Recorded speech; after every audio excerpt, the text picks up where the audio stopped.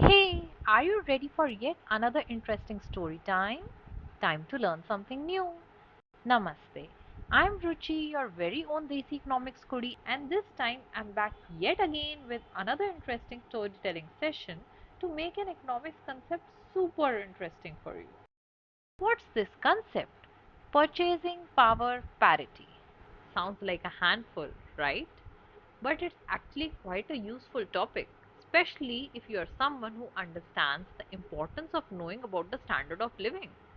If you are planning to settle in a different country and want to maintain at least the same basic living standard that you had in your own home country, you need to be equipped with all the knowledge.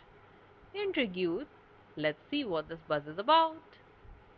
Purchasing power parity is a macroeconomics concept, but why not enjoy a story at a micro level to understand it? Here you go. Desi Munda got two job offers.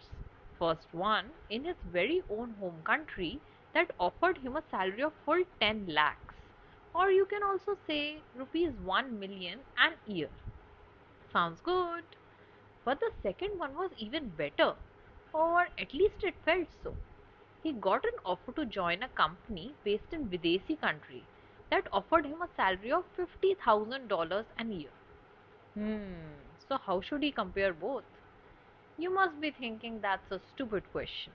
All one needs to know is the currency exchange rate and just compare. Desi Munda thought just like you. He opened Google and quickly searched for the currency conversion rate for the Videsi country to which he was traveling. If $1 is equal to 80 rupees, then the second offer converts to full 40 lakhs or 4 million rupees. So it's obviously better, right? Surprise, surprise. That's the wrong answer. Not just the money, but it's the cost of living that matters too. For example, if Desi Munda used to spend say rupees 10,000 every month on basic groceries like bread, vegetables, fruits, etc. in his home country, the same could cost way higher or lower in the Videsi country.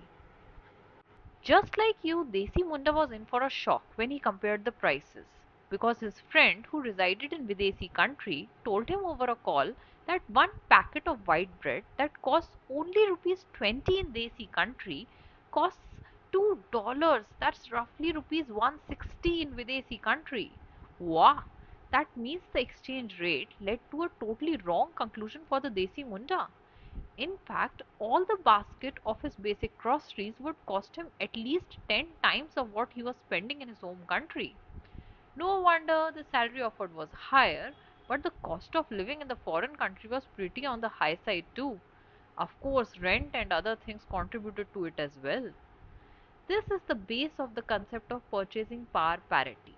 Purchasing power parity is basically a measure that compares the relative value of currencies between different countries, but not in the simple monetary terms. Rather, this comparison is based on the cost of goods and services in different countries. Thank God, Desi Munda corrected himself in time, or else in the Videsi country, he might have had to rely on borrowing a few groceries from his potentially friendly neighbors.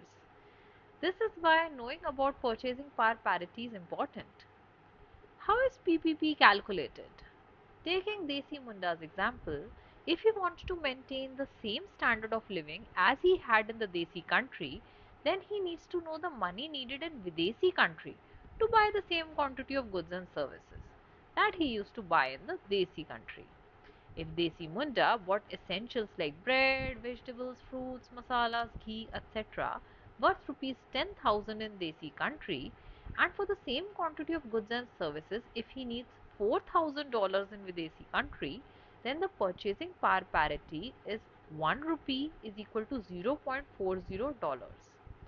PPP is equal to cost of a basket of goods and services in country 1 divided by cost of same basket of goods and services in country 2. How is PPP different from regular currency exchange rates? Like if $1 is equivalent to say 80 rupees, then purchasing power parity should reflect the same, right? But that's often not the case, just like you saw above. PPP is a more realistic measure. It helps in understanding the different price levels based on the same level of goods and services, that can be in different countries.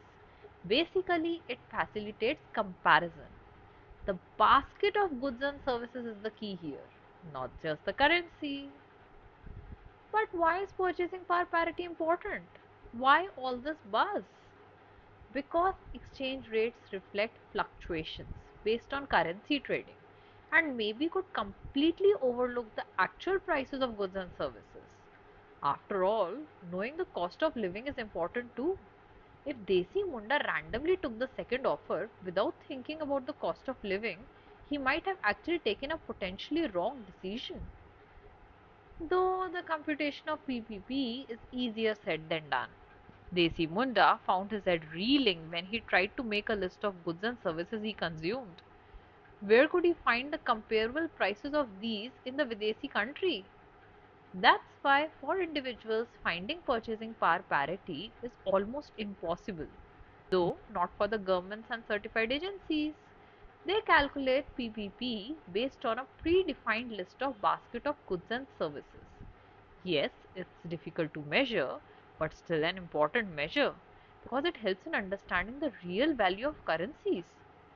That's why it's a macroeconomic analysis, good for comparing standard of living and economic productivity between different countries. In fact, many countries adjust their GDP, that is gross domestic product figures, to reflect purchasing power parity too. Wow, an important economics concept for sure. Did you enjoy watching this video?